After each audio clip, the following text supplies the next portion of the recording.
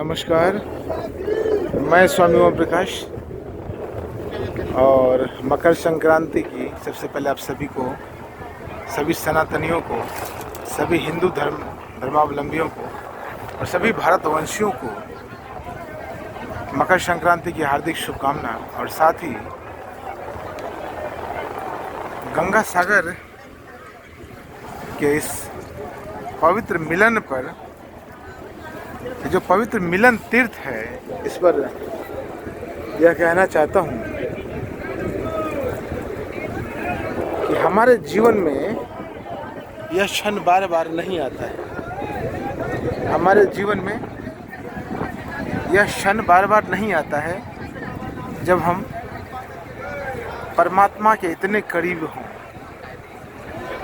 जी हाँ, हमारे जीवन में यह क्षण बार बार नहीं आता है कि जब हम परमात्मा के इतने करीब हों कि मिलन संभव हो सके। आप कहेंगे हम तो 24 घंटे परमात्मा के करीब होते हैं। जी नहीं, ऐसा नहीं। मनुष्य के जन्म में, मनुष्य के कोख में, मनुष्य की योनि में आकर हमें पता चलता है कि परमात्मा कितना करीब है, अन्यथा कभी भी पता नहीं चल पाता। और भी जन्म है, मनुष्य की तरह पशु भी जन्म लेते हैं। मनुष्य की तरह पशुओं का भी एक योनि है और उस योनि में रहकर हम परमात्मा के करीब तो होते हैं। परमात्मा को महसूस करना तब हमारे लिए संभव नहीं हो पाता है। मनुष्य योनि में भी हम परमात्मा के करीब हैं। पशु योनि की भांति मनुष्य योनि में भी हम परमात्मा के बहुत करीब हैं। लेकिन मनुष्य योनि की एक विशेषता है कि इस योनि में हम परमात्मा की समीपता को, परमात्मा के करीबता को, हम उनके सामीप्य को महसूस कर सकते हैं, जान सकते हैं। यह कभी और संभव नहीं हो पाता है। यह कभी और संभव हो ही नहीं पाता है। यह बस और बस मनुष्य योनि में ही संभव है। तो क्यों नहीं इसका पूरा लाभ ले लिया जाए? क्यों नहीं इस मिलन तीर्थ को अपने लिए भी मिलन तीर्थ बना दिया जाए? सामान्यतः लोग तीर्थों में आते हैं, जो कुछ रीति रिवाज है उसे पूरा करने का भरसक प्रयास करते हैं। नहाते धोते जो भी कुछ है, खान पान इत्यादि, अपने शरीर का ध्यान रखते हुए, अपने सामान का ध्यान रखते हुए फिर वापस अपने गंतव्य की ओर चले जाते हैं। इससे तीर्थ का और मिलन तीर्थ का तो कोई ज़्यादा संबंध नहीं होता है। इससे आपके जीवन में कुछ ज़्यादा फर्क नहीं पड़ता है।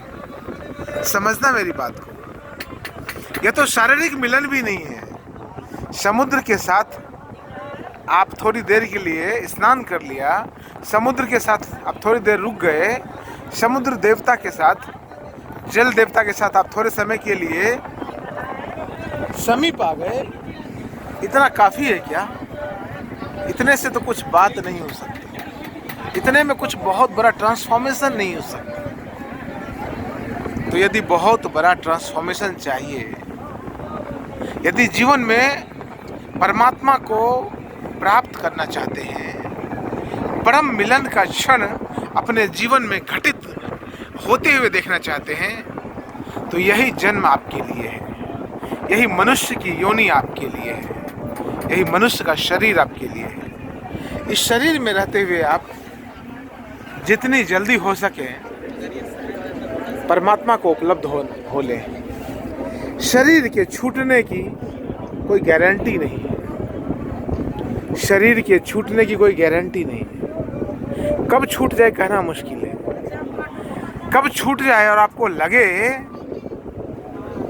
कि काश मेरा मिलन हो पाता। मिलन का समय बहुत करीब है। मिलन की वेला बहुत पास आ गई है।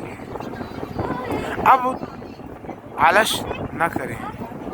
अब सिर्फ रीति रिवाजों में ही ना अटके रहें। अब चलें, थोड़ी तैयारी कर लें और तैयारी के साथ साथ थोड़ा साहस जुटा लें। समीप जाना है परमात्मा के, समीप जाना है भीतर के। कब तक बाहर बाहर घूमते रहेंगे? गंगा को भी गौमुख से निकलकर अनेक अनेक कष्ट और बाधाओं को पार करना पड़ता है। पहाड़ों से टकराती है, घायल हो जाती होगी। पहाड़ों कंकरों से टकराकर,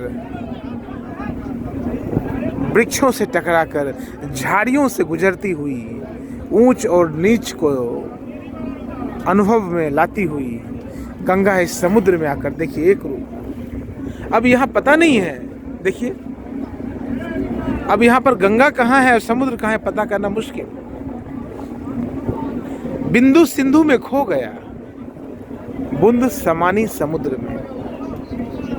गंगा खो गई सागर में आकर, तभी तो इस सागर का नाम, यहाँ जो सागर है इसका नाम गंगा सागर है। यहाँ जो समुद्र है इसका नाम गंगा सागर है। गंगा लघु से चली और चलते चलते आज परिपूर्ण हो गई। गंगा की यात्रा लघु से शुरू हुई और विराट तक आ गई। हमारी और आपकी यात्रा भी लघु से शुरू हुई है मित्रों। हमारी और आपकी यात्रा भी लघु से शुरू हुई। माँ के गर्भ से शुरू हुई, माँ के कोख से बाहर आए, पृथ्वी पर आए और शुरू हुई। चलिए इसी जीवन को विराटता की ओर ले चलते हैं। जब तक भीतर ना जाएंगे तब तक परम मिलन घटित नहीं होगा। गंगा तो बाहर थी और बाहर के समुद्र से आकर मिल गई है, फिर भी आसान है। भीतर जाना और भीतर भी समुद्र है। भीतर जाकर भीतर भी एक विराट आकार है, एक अंतर आकाश है। उस अंतर आकाश में अपने को खो देना वो परम प्राप्ति है। आप कहेंगे खोने पर प्राप्ति कैसे होगी? जी हाँ, जिसने स्वयं को खोने का साहस किया वही उस प्रभु को प्राप्त करने का साक्षी बना।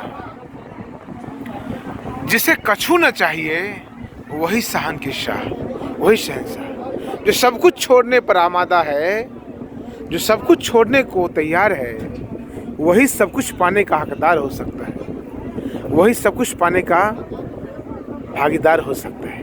अन्यथा कभी नहीं, अन्यथा कभी नहीं हो सकता कि आप कुछ भी ना छोड़े और सब कुछ पा लें। सामान्य जीवन में भी हम सुनते हैं कि कुछ पाने के लिए कुछ खोना पड़ता है, और हम तो परम अस्तित्व को पाने के लिए निकले हैं। हम तो विराट को पाने के लिए निकले हैं। गंगा गौमुख और गंगोत्री से निकलकर जब इस विराटता में आती है तो कितना समय लगता होगा, कितनी मुश्किलों का सामना करना पड़ता होगा गंगा को। उसी प्रकार आप लघु से, सूक्ष्म से विराटता की ओर आप जाना चाहते हैं, अग्रसर होना चाहते हैं, तो आपको भी उस विराटता के करीब जाने के लिए बहुत बड़ा त्याग करना पड़ेगा। विराट त्याग करना पड़ेगा। जितना बड़ा आप पाना चाहते हैं, जितनी बड़ी चीज़ आप प्राप्त करना चाहते हैं, उतना ही बड़ा त्याग करना होगा। यह जीवन का विज्ञान है, यह जीवन का विज्ञान है और कुछ नहीं। जितना कुछ आप पाना चाहते हैं उतना ही बड़ा त्याग करना पड़ेगा। तो इस गंगा सागर के बीच में खड़े होकर, इस गंगा सागर के मध्य में खड़े होकर मैं आपसे कहता हूँ, मैं आपसे निवेदन करता हूँ कि जरा भीतर जाएं। अपने भीतर जो विराट चेतना है, जो इमेंस कॉन्शसनेस है, उस कॉन्शसनेस को पकड़ें, उसको जिए और गंगा तीर्थ का ये मिलन तीर्थ, गंगा सागर के इस मिलन तीर्थ से प्रेरित होकर अपने जीवन को आप उस परमात्मा को समर्पित कर दें। अपने आप के भीतर जो परमात्मा उसको जान लें और उसको जानकर आप स्वयं को बहुत तृप्त महसूस करेंगे। जिसने भी स्वयं को जाना वो अपने आप को तृप्त महसूस किया और उसी की तृप्ति कामयाब हुई। नहीं तो बाहर जितना भी कुछ आप जान लेंगे कभी भी परिपूर्ण नहीं हो पाएंगे। बाहर कुछ भी जान लिया आपने, उससे परिपूर्णता कभी भी घटित नहीं होगी। परिपूर्णता के लिए तो आपको भीतर भी जाना होगा। और यह वेला, यह समय बहुत अनुकूल है। परिवर्तन का समय है। परिवर्तन के समय पर, परिवर्तन के अनुकूल समय पर परिवर्तन करना और भी आसान हो जाता है। तो जल्दी से कदम उठाइए और भीतर की ओर जाइए, कॉन्शसनेस सीखिए और परम कॉन्शसनेस का साक्षात्कार कीजिए। बहुत बहुत धन्यवाद, बहुत बहुत शुभकामनाएं, बहुत बहुत धन्यवाद। आपके जीवन में परम सत्ता मदद करे, आपके जीवन में परम सत्ता का स्नेह प्राप्त हो और आप स्वयं परम हो जाएं। बहुत बहुत धन्यवाद, बहुत बहुत धन्यवाद।